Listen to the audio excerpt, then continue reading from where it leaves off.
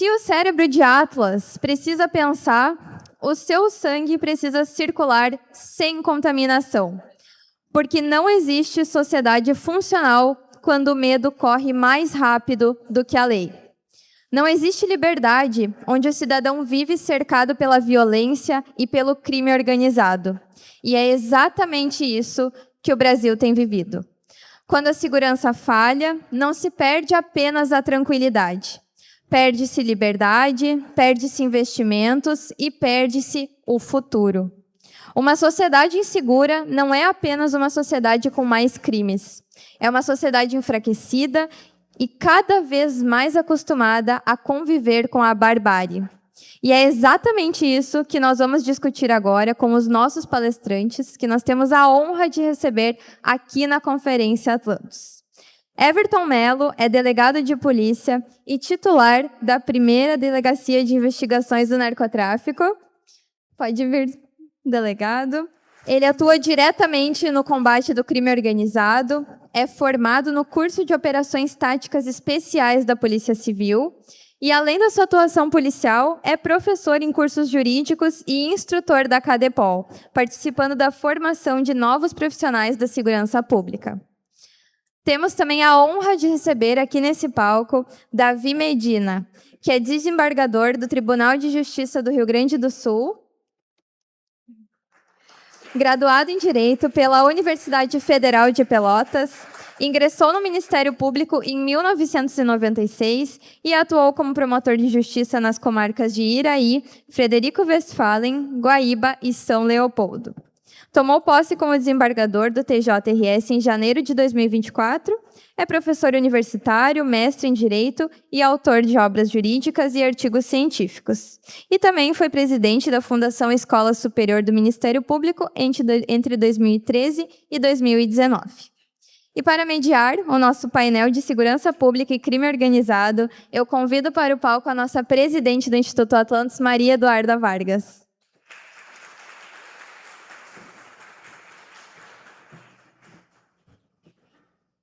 Bom dia a todos. Pessoal, eu acredito que eu sou meio suspeita para mediar esse painel, porque eu estou ao lado de dois gigantes, um deles que eu considero um pai como de coração. Fiquei 3 anos aí estagiando junto com ele, então acabo dando uma puxadinha de saco. Dito isso, a dinâmica então dessa palestra vai ser igual à anterior. Nós teremos 20 minutos de exposição, depois 10 minutos para perguntas, em que, caso vocês queiram fazer as perguntas, é só escanear o QR Code que está aqui e a gente vai selecionando. Bom, esse painel, então, será sobre segurança pública e crime organizado. A pergunta norteadora é como sustentar o peso das facções que estão dominando o nosso estado e o município, como que segurar o peso da gente não conseguir sair na rua direito de noite, senão por exemplo, eu que sou mulher, saio na rua de noite, posso ser assaltada, posso sofrer um estupro. Então, como que a gente vai conseguir viver, ter essa liberdade de ir e vir, se a gente não tem um Estado que esteja nos protegendo, ou até mesmo ter a liberação da gente ter armas para se proteger? Essa, então, vai ser a temática do nosso painel. Vou passar a palavra para o desembargador, que atua ativamente nisso, lá no Judiciário, tanto no Ministério Público também, atuando, teve uma grande atuação na parte de violência doméstica, agora com o tráfico, enfim. Está contigo a palavra, Des. Marcar meu tempo aqui e agradecer pela oportunidade, Maria Eduarda, de estar aqui no Atlantis, que tem feito um trabalho tão bonito, tão importante assim, pela liberdade dos brasileiros, não é verdade? E dizer que eu tenho muito orgulho de estar aqui, justamente porque te conheço já há bastante tempo, né? Desde o primeiro semestre da faculdade, que foi teu professor, depois foste minha monitora, depois fez estágio lá na Câmara Criminal, e eu tenho certeza que eu só tenho uma pessoa mais orgulhosa do que eu nessa sala, que é a dona Chayana, que estava até chorando aqui antes, quando começou esse momento. Então, eu tenho muito orgulho de ti, dos demais alunos que estão aqui, pessoas que realmente enriquecem demais a minha vida, né? Porque eu sempre aprendo muito com vocês. Então, muito obrigado pela oportunidade, né, de estar aqui, cumprimentar o delegado também, cumprimentar a todas as pessoas que vieram prestigiar esse evento, E esse evento, na qual eu tenho grande compromisso, né, de falar sobre o sangue de Atlas, né? E eu até olhando para o Atlas aqui, chegou a me dar uma dor nas costas, né? Coitado do Atlas nessa posição, tendo que sustentar isso tudo. Mas a pergunta que eu quero fazer é se o Atlas, né, se ele é herói ou ele é um revolucionário? Ele é um herói ou ele é um terrorista? Porque nós sabemos que o Atlas, ele se rebelou contra os deuses, não é? E, numa determinada ótica, ele pode ser considerado como um terrorista e não como um herói. Não é verdade? Ou seja, tudo depende da narrativa. Lamentavelmente, hoje, nós estamos vivendo um momento no nosso Brasil em que as coisas são não o que elas são, mas o que a narrativa quer que elas sejam. Né? Eu vou me permitir ler uma lei aqui para vocês, eu não sei quem conhece. O delegado conhece, com certeza, mas não sei se todos conhecem. Lei 15.358, ela diz o seguinte no artigo 2º, pedi que prestem bem atenção. Constitui crime, independentemente de suas razões ou motivações, a prática por integrantes de organização criminosa ultraviolenta, grupo paramilitar ou milícia privada, qualquer das seguintes condutas. 1. Utilizar violência ou grave ameaça para intimidar, coagir ou constranger a população ou agentes públicos com o propósito de impor ou exercer o controle, o domínio ou a influência total ou parcial sobre áreas geográficas, comunidades ou territórios. 2. Empregar ou ameaçar por meio da utilização de armas de fogo, explosivos, gases tóxicos, venenos, agentes biológicos, químicos ou nucleares, expondo a perigo a paz e a incolumidade pública. 3. Impedir, dificultar, obstruir ou criar embaraços à atuação das forças de segurança pública, à perseguição policial ou às operações de manutenção da ordem, mediante a colocação de barricadas, bloqueios, obstáculos físicos, incêndios, destruição de vias, uso de artefatos ou qualquer outro meio destinado a restringir o deslocamento, a visibilidade ou a ação policial. 4. Impor, mediante violência ou grave ameaça, qualquer tipo de controle social para o exercício de atividade econômica, comercial, de serviços públicos ou comunitários. 5. Usar explosivos, armas de fogo ou equipamentos para a prática de crimes contra instituições financeiras de qualquer natureza, base de valores ou carros fortes, ou para interromper total ou parcialmente fluxo terrestre, aéreo ou aquaviário, com o objetivo de obstruir, dificultar ou postergar a atuação preventiva ou repressiva do Estado. 6. Promover ataques com violência ou grave ameaça contra instituições prisionais. 7. Apoderar-se ilicitamente de meios de transporte ou danificá-los, depredá-los, incendiá-los, destruí-los, saqueá-los, explodi-los ou inutilizá-los total ou parcialmente. 8. Apoderar-se ilicitamente de aeronaves ou sabotá-las, expondo a perigo a vida ou integridade física de uma ou mais pessoas ou comprometendo a segurança da aviação. 9. Apoderar-se do funcionamento, sabotá-lo e utilizá-lo total ou parcialmente, ainda que de modo intemporário, de portos, aeroportos, estações, linhas férreas, rodoviárias, hospitais, casas de saúde, escolas, estádios esportivos, instalações públicas ou locais onde funcionem serviços públicos essenciais, instalações de geração, transmissão ou distribuição de energia, unidades militares ou de exploração, refino e processamento de petróleo e gás. 10. Interromper, danificar, perturbar ou dificultar o restabelecimento de bancos de dados públicos, bem como dos serviços informáticos, telegráficos, radiotelegráficos, telefônico ou telemático, governamentais ou de interesse coletivo, com o fim de desorientar o funcionamento, subtrair informações sigilosas ou obter vantagem de qualquer natureza. Pena de 20 a 40 anos para essas condutas. Quem acha que eu li aqui é o crime de terrorismo? Levanta a mão.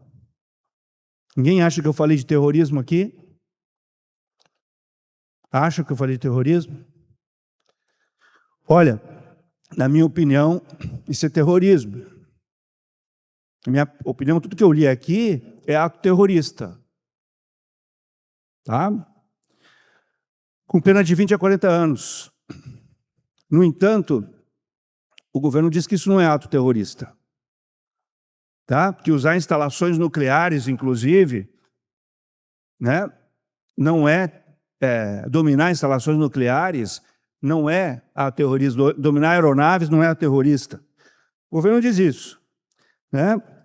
E essa, na verdade, é a lei antifacção, porque a lei antiterrorista ela é até menos grave. A pena para o terrorismo do Brasil é de 12 a 30. Ela é menos grave. E ela não tem 1/3 dessas condutas aqui que são consideradas terroristas. Então, nós temos uma narrativa, porque o terrorismo é menos grave do que a antifacção. Os crimes considerados, no momento que a medida da pena mede a gravidade do crime, se eu tenho uma pena de 20 a 40 anos e outra de 12 a 30, não é? A facção ela é mais grave do que o terrorismo. Então, evidentemente, a facção só pode ser terrorista. Mas a narrativa não permite isso, porque daí dizem que, por falta de motivação, não estamos tratando de terrorismo quando falamos de facções que protagonizam estas condutas que foram lidas aqui. E a narrativa vai se estabelecendo dessa maneira. Por razões ideológicas, né? Do ponto de vista jurídico, o problema estaria na motivação. Na motivação.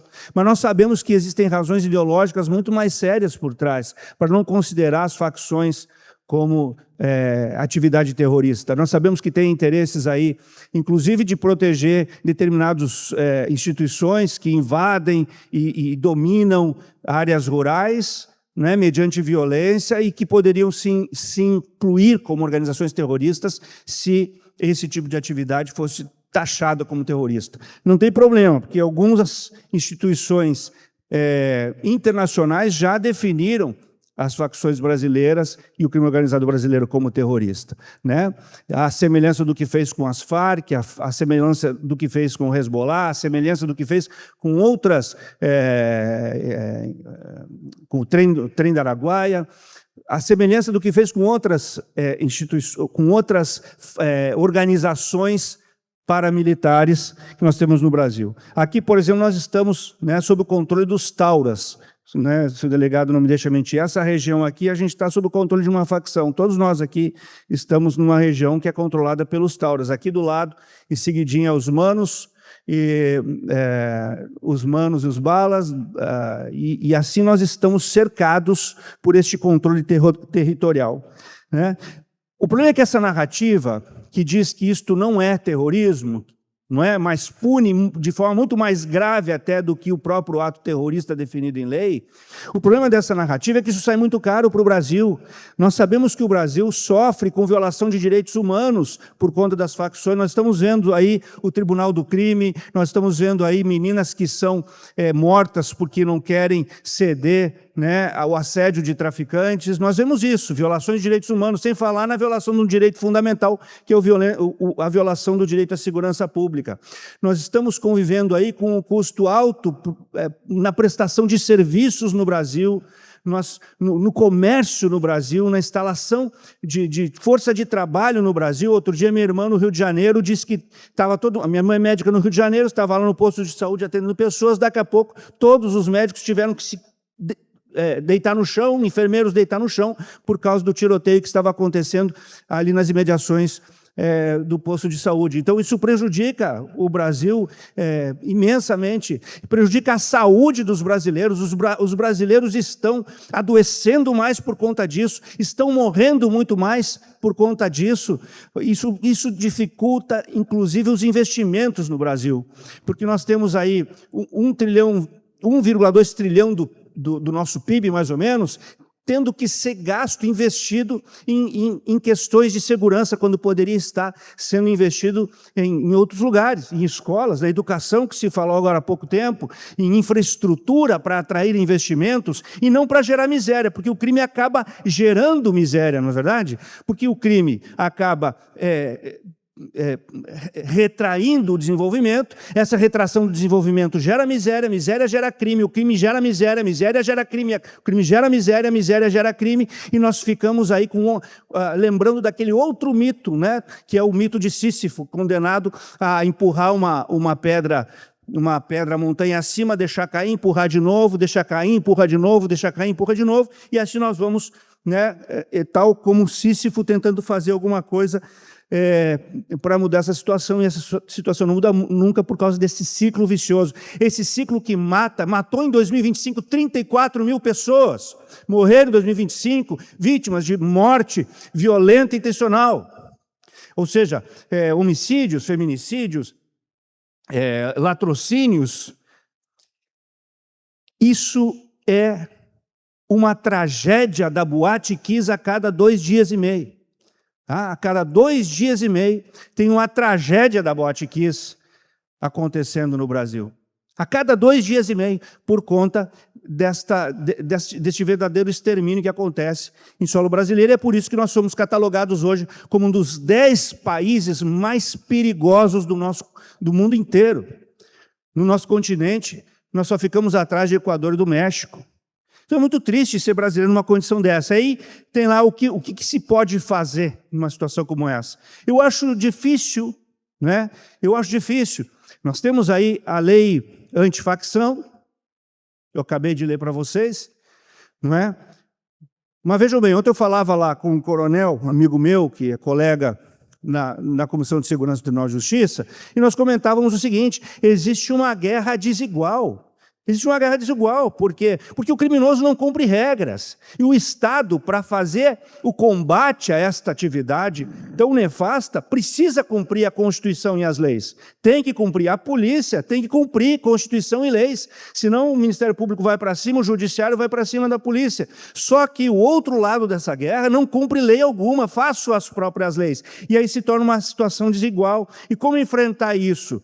Direito penal do inimigo, que é uma teoria de um jurista alemão chamado Günther Jacobs, que diz o seguinte: para aquele que se comporta como inimigo do Estado, o Estado não pode dar proteção. O Estado não pode proteger o cidadão da mesma forma como protege aquele que se comporta como inimigo do Estado. Muitas vezes minando, explodindo os pilares do próprio Estado. Então, essa teoria é uma teoria que existe, mas já estão dizendo que a lei antifacção é uma teoria que é uma lei inconstitucional, porque ela se baseia no direito penal do inimigo. Ou seja, já existem vozes se erguendo contra a lei antifacção. E eu não sei quanto tempo ela, apesar de já ter bastante demagogia em torno dela, eu não sei quanto tempo ela realmente resiste a essas vozes. Mas eu vou dizer o seguinte: o problema do Brasil não é apenas esse. O problema do Brasil não é só esta questão legislativa. Existem sérios problemas no Brasil que são problemas de crise administrativa, institucional, jurídica, política. Vou citar exemplos que a gente pode imaginar aqui: excessos do STF. Não estamos vendo excessos do STF? Estamos vendo, por exemplo, a pessoa condenada a 14 anos de prisão porque perdeu um anel numa estátua. E eu já tenho até um certo receio de falar esse tipo de coisa, porque eu não sei o que pode vir a partir disso. E esse é o grande problema. Eu vivi na ditadura. Na ditadura nós sabíamos o que podíamos falar. Na ditadura nós sabíamos o que podíamos falar.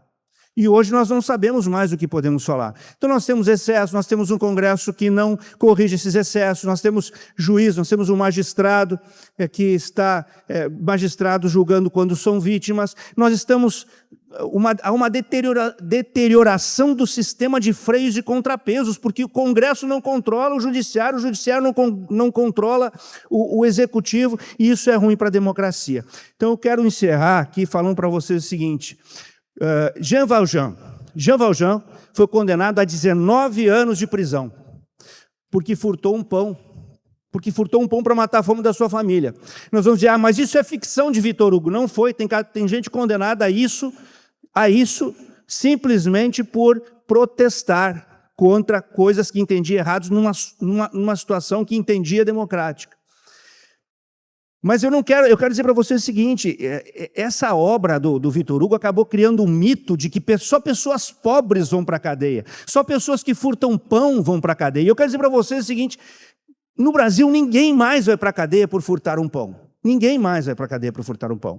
Então não se precisa demonizar a punição da forma como se demoniza muitas vezes. Na verdade, o que a gente precisa é entender que a punição faz parte. Quanto mais grave a doença, mais forte tem que ser o remédio.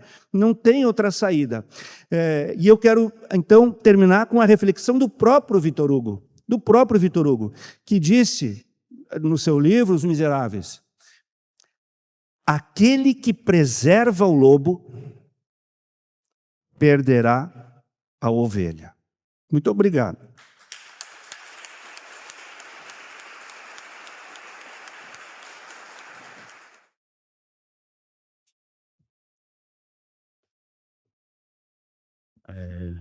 Primeiramente aqui cumprimentar o excelentíssimo desembargador, dizer que já sabia de todo o seu trabalho, já conhecia o seu trabalho até no caso da Batcase, um famosíssimo caso, o maior inquérito da história da Polícia Civil, né? Então, prazer grande lhe conhecer e dividir o palco aqui com o senhor. Para mim é um prazer inenarrável estar aqui, atendendo ao convite ali da Natália. Sou colega de profissão da irmã dela, da mãe dela.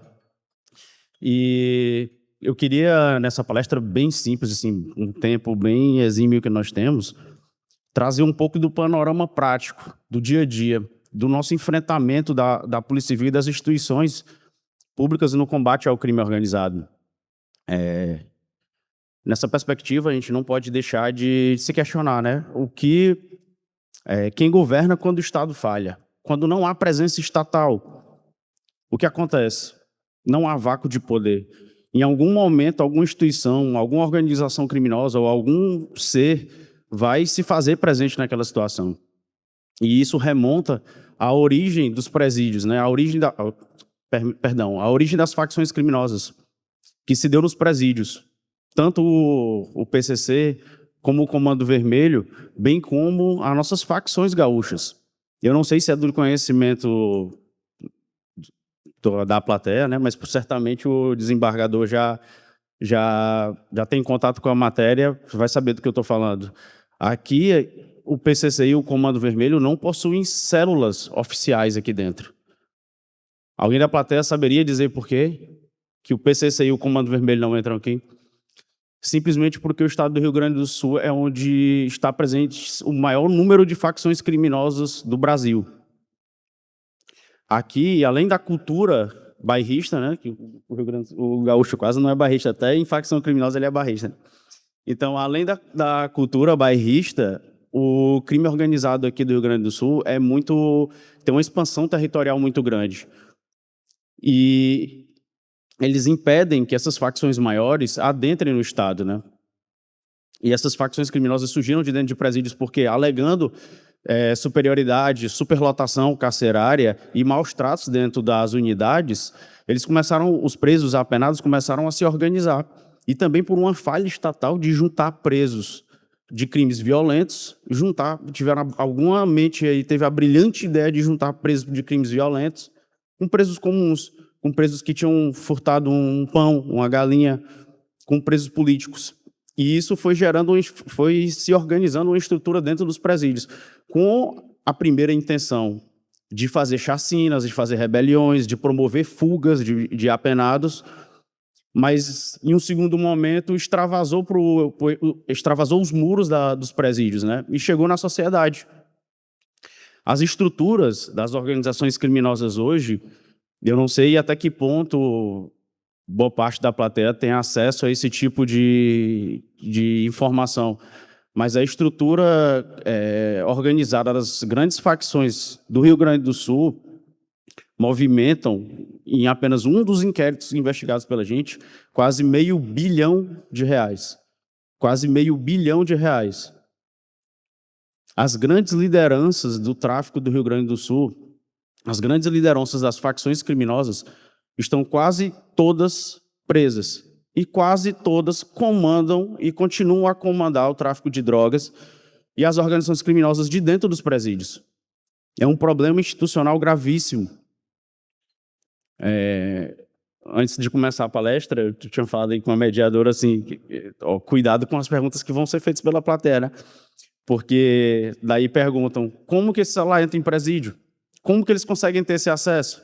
Não tem como responder isso sem gerar uma crise institucional, Eduardo. Não tem como a gente mencionar uma solução para isso sem passar pelos servidores que atuam naquele setor. Sem passar pela legislação branda que nós temos. Sem passar pelos inúmeros direitos que os apenados possuem hoje.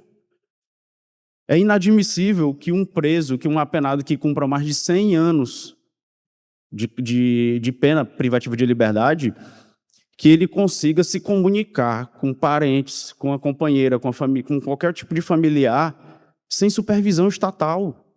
Isso é um absurdo. Não tem como a gente estancar a sangria do crime organizado, permitindo que comportamentos como esse se perpetuem.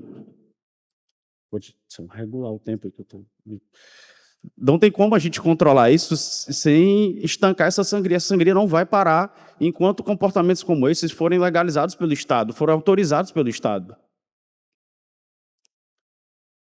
Em quase 100% quase 99,9% dos inquéritos que nós tocamos. Hoje eu chefio a primeira delegacia de investigações do narcotráfico, né? E na quase totalidade das interceptações telefônicas que nós trabalhamos no nosso dia a dia, nas nossas investigações, há algum preso envolvido, há algum telefone que está se comunicando de dentro de presídios. Isso é inadmissível que o Estado, além de não promover a segurança, não promover o isolamento carcerário, ainda consiga, de certa forma, promover a organização dessa facção criminosa lá dentro. Porque o Estado não está limitando, ele está, de certa forma, organizando o crime organizado lá de dentro. Né? Essas estruturas, essas facções criminosas hoje, gozam de tanta estrutura, que as grandes lideranças, apesar de a maioria estar presa, continuam a comandar de dentro dos presídios homicídios, extorsões, o próprio tráfico de drogas nem se fala, já é o carro-chefe há anos, né? E esse crime deixou de ser esse crime organizado deixou de ser há muito tempo isolado. Hoje, todos os indivíduos que praticam qualquer tipo de crime são vinculados a alguma facção. Hoje não existe mais aquele criminoso, com raríssimas exceções de crimes passionais, ou crimes contra a honra, crimes que possam ser praticados de forma isolada. Mas a quase totalidade dos crimes graves hoje são praticados por indivíduos que compõem facções criminosas. Trazendo um pouco do panorama federal, como em comparação com as facções criminosas aqui do estado do Rio Grande do Sul, para se ter uma ideia, o PCC, que é hoje a maior facção criminosa dominante no território nacional, ela tem uma ótica tão voltada mais para a lucratividade do negócio, pela estrutura, pela dominação de setores administrativos, financeiros, que você não vai ver, em hipótese alguma liderança do tráfico, do PCC ou do Comando Vermelho praticando qualquer tipo de crime grave ou crime violento. Em hipótese alguma, você vai pegar um indivíduo desse com arma de fogo, transportando alguma droga. Quando muito conseguimos indiciá-los, quando muito conseguimos reunir elementos para a identificação de autoria, para a comprovação de materialidade daquele delito, nós fazemos através do delito de lavagem de dinheiro. Nós fazemos através da identificação de como eles ocultam e dissimulam os valores que eles obtêm através da prática criminosa. O tráfico de drogas, eu não preciso mencionar que ele é absurdamente lucrativo, né? Que uma boca de fumo de quinta categoria num bairro horrível consegue fazer R$100 mil numa semana. Tu imagina isso em grande escala, em larga escala, isso passando de cadeia em cadeia hierárquica até chegar no grande líder da facção criminosa. é de assustar. Quando nós pegamos as grandes quebras de sigilo bancário das lideranças, é assustador. É assustador ver qual é a dimensão da movimentação financeira desses indivíduos. E se engana muito quem acha que vai ter o nome deles algum tipo de situação, que você vai encontrar algum depósito bancário, algum valor estabelecido ali na conta bancária dessas lideranças. Todos eles têm pessoas interpostas, todos eles têm laranjas. E aí, aqui eu vou usar da fala do desembargador. Como que a polícia vai trabalhar com regras que esses indivíduos não seguem? Como que vai ter paridade de armas se esses indivíduos não seguem regras, não seguem leis, e nós somos limitados em tudo que fazemos? Há limite legal, jurisprudencial. É muito difícil o combate a essas organizações criminosas, porque vira uma briga de gato e rato, vira uma briga de quem enxuga mais gelo, né? A quebra de sigilo de dados telefônicos, o desembargador sabe que a gente faz através do sistema Cellebrite, que é que extrai dos aparelhos telefônicos as conversas, os diálogos dos indivíduos, né? Todo mês se faz uma atualização do sistema Cellebrite. Por quê? Porque em algum lugar do planeta as facções criminosas têm acesso a sempre estar uma atualização à frente da polícia.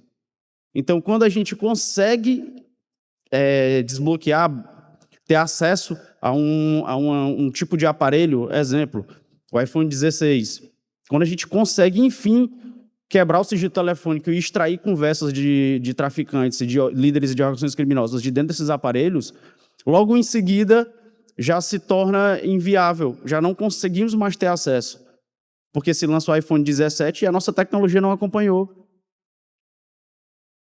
Então, esse panorama é importante trazer para vocês.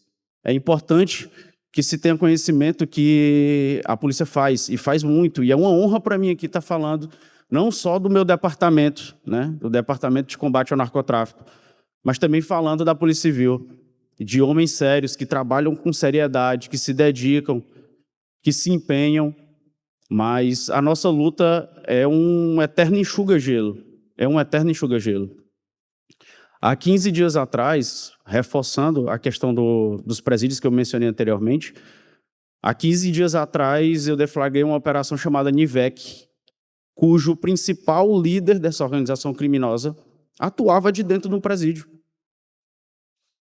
Então eu afirmo categoricamente para vocês, os presos apenados que não estão cumprindo pena privativa de liberdade no regime disciplinar diferenciado, ou que não estejam em presídios federais de segurança máxima, continuam a comandar o tráfico de drogas e as organizações criminosas de dentro dos presídios.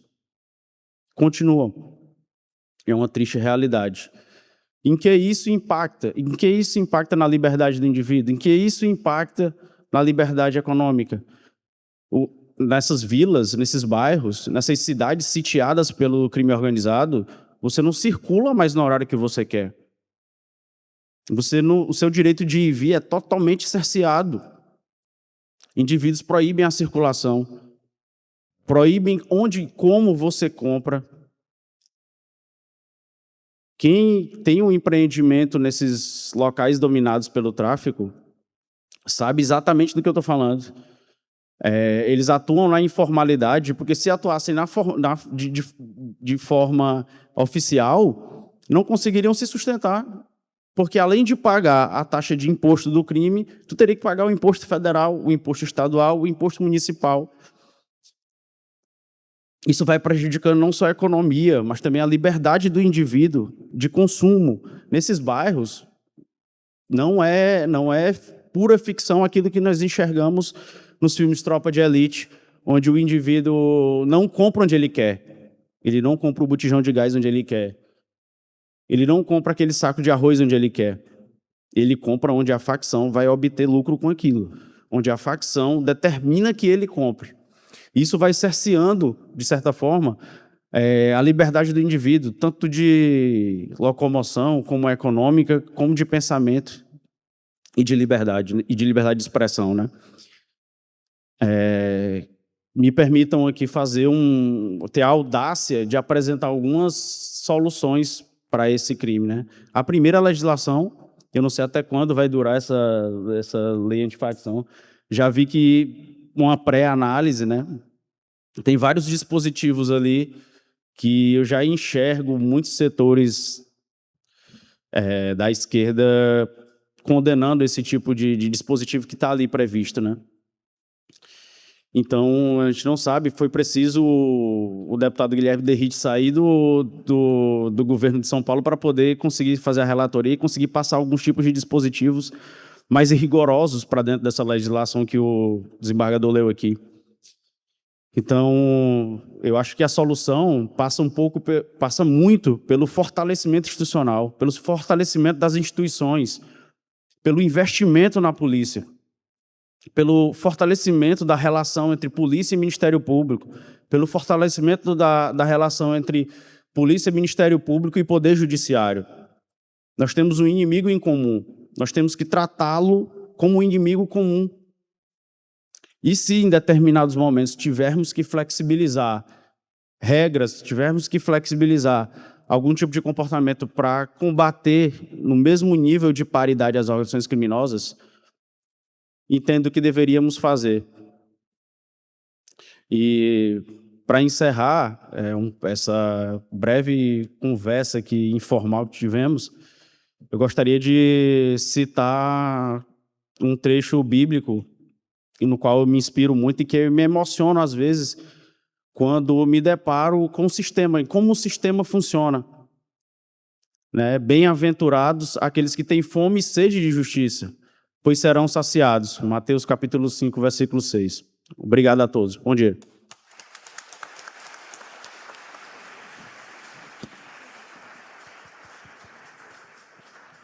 Foi ótima a explanação, até depois eu estava relembrando durante as falas de vocês, essa é a primeira vez, e aí o pessoal aí que está no movimento liberal pode confirmar para mim, que nós temos em uma conferência, em uma palestra voltada para a temática de segurança pública. Não é um tema que nós liberais trazemos muito, então depois das exposições de vocês eu pude ver que realmente é necessário a gente debater sobre isso cada vez mais.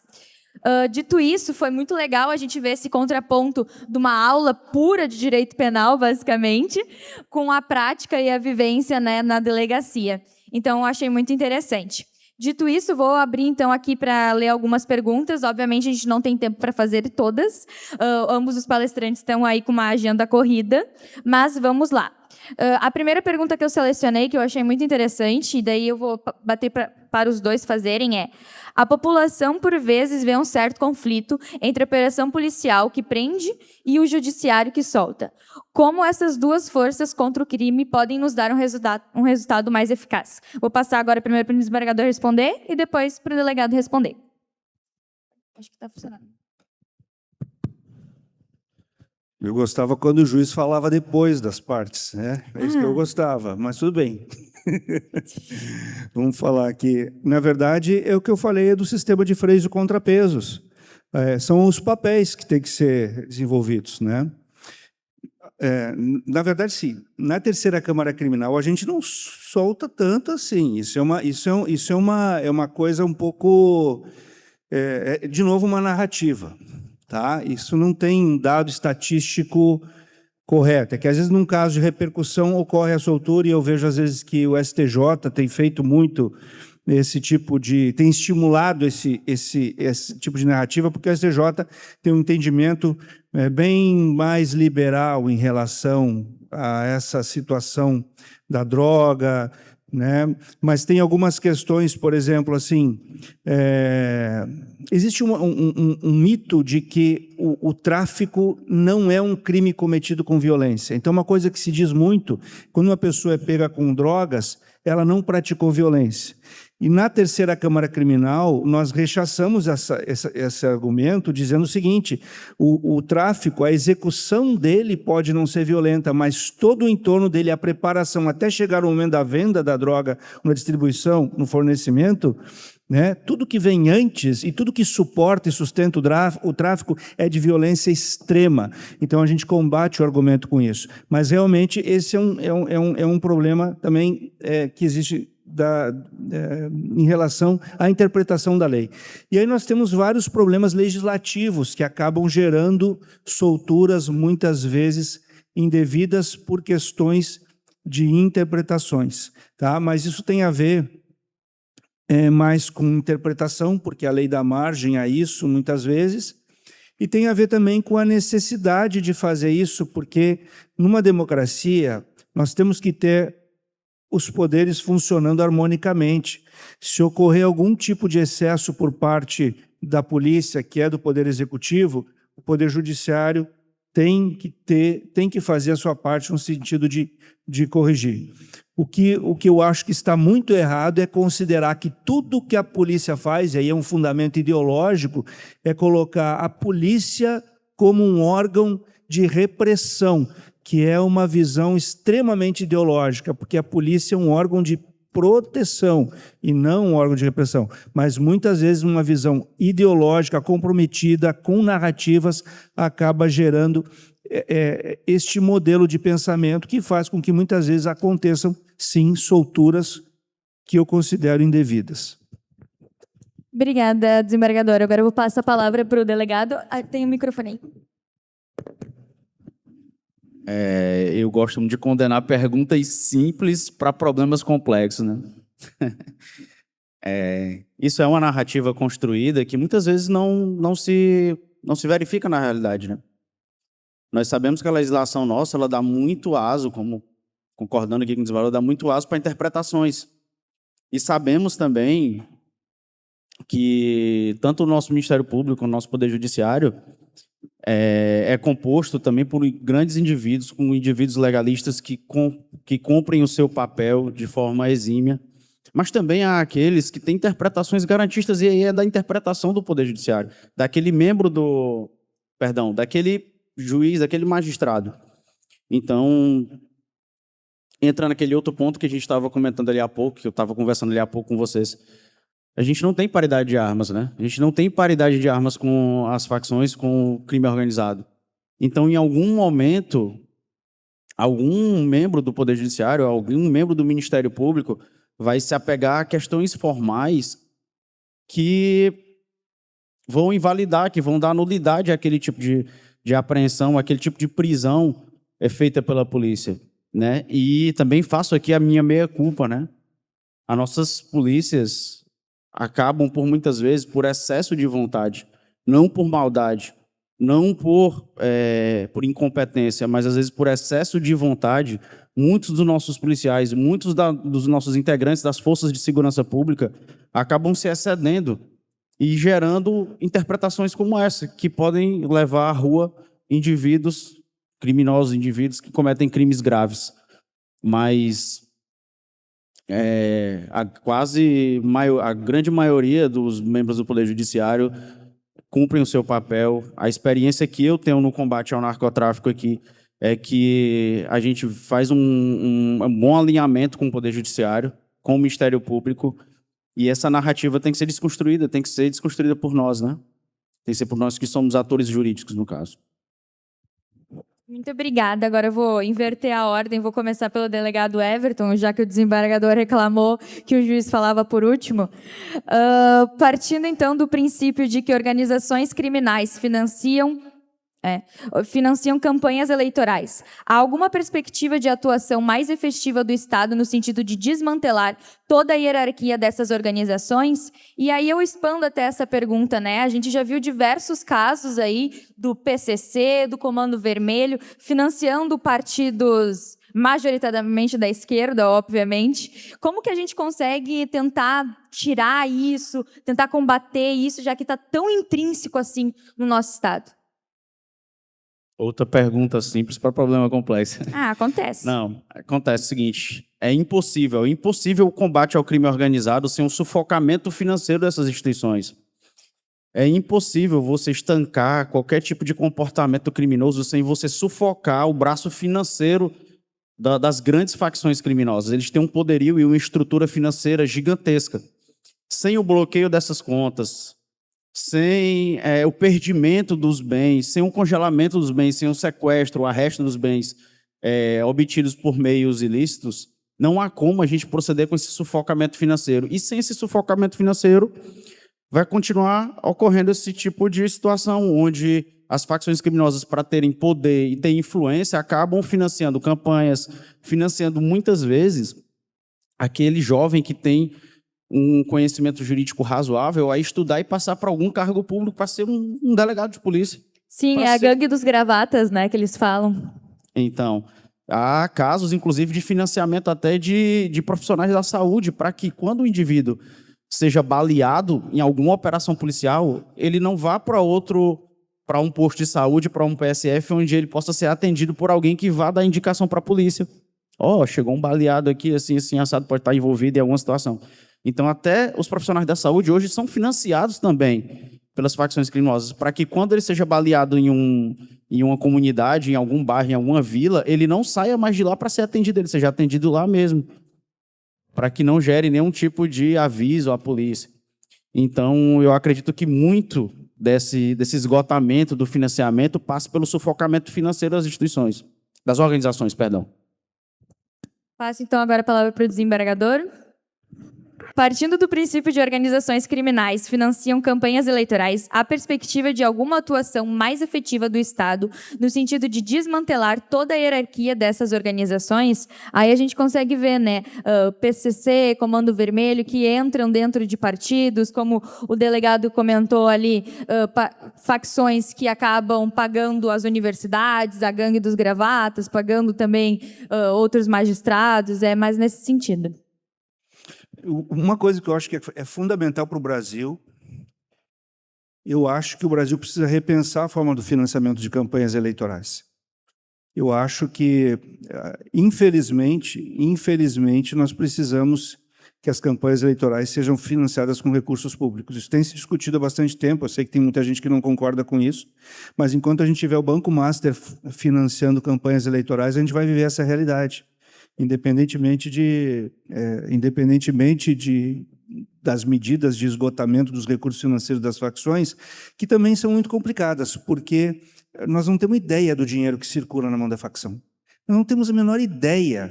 O que nós pegamos com as organizações criminosas, que é um volume inacreditável de dinheiro, é a pontinha do iceberg do volume de dinheiro que eles financiam. Então, a gente precisa fechar a porta de entrada do dinheiro da facção no financiamento da campanha eleitoral. Bom, então, para encerrar, a pergunta final deixei para a minha pessoa formular. Vou continuar nessa ordem com o delegado.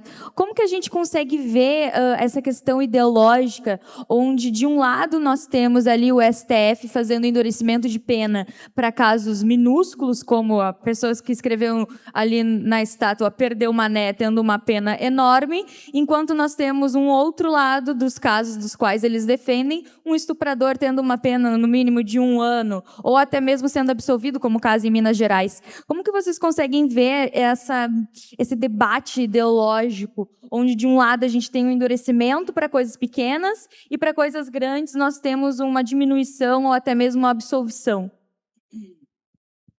Em todas as conversas que a gente tem com quem é da área do direito, eu sempre levanto essa questão, né? Onde que é a gênese desse problema? Para mim, é na escolha do Supremo Tribunal Federal, né?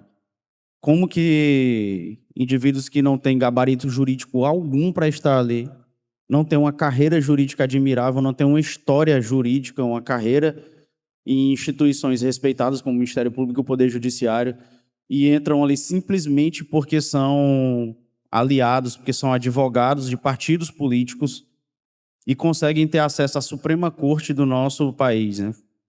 Então, eu acho que o modo de escolha da nossa Suprema Corte é onde todo o problema começa, onde é a gênese de todo o problema, né?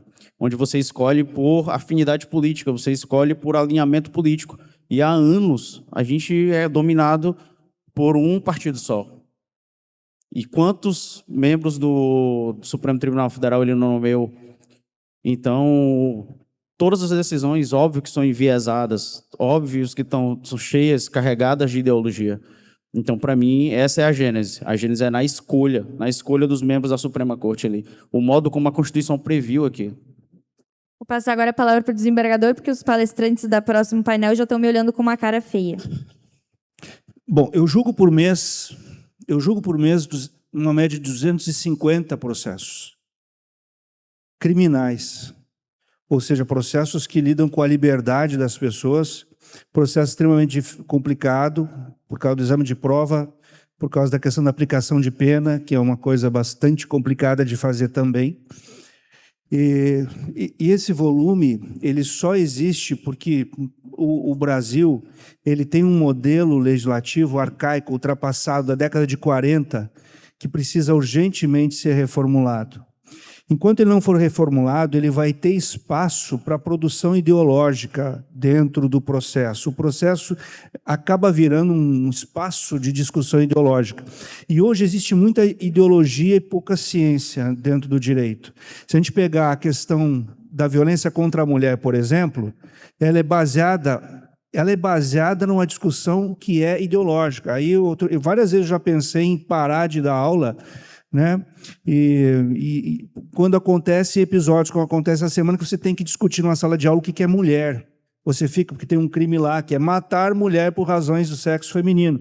E você tem que discutir o que é mulher, o que é matar uma mulher, porque você não tem, hoje mais, sequer a segurança jurídica no sentido de dizer o que é mulher ou não. Não sei se vocês sabem, aqui no Rio Grande do Sul tramita um processo por feminicídio em que a vítima é um homem trans. Tá? A vítima é um homem trans, tramita aqui no estado um processo por feminicídio. Ou seja, fica muito complicado fazer ciência, e eu sou do tempo que a gente estudava direito, né, tentando extrair daí, né, diretrizes científicas, de pensamento científico, porque é efetivamente uma ciência humana, mas embora não seja exata, é uma ciência e ela tem balizadores científicos, ela fica muito impregnada de ideologia e cada vez mais impregnada de ideologia. Então isso vai passar pelo excesso de faculdades de direito, em que qualquer um vira professor de faculdade hoje. Eu posso dizer, eu não tenho status nenhum por ser professor universitário, não me sinto com status nenhum, porque nós temos hoje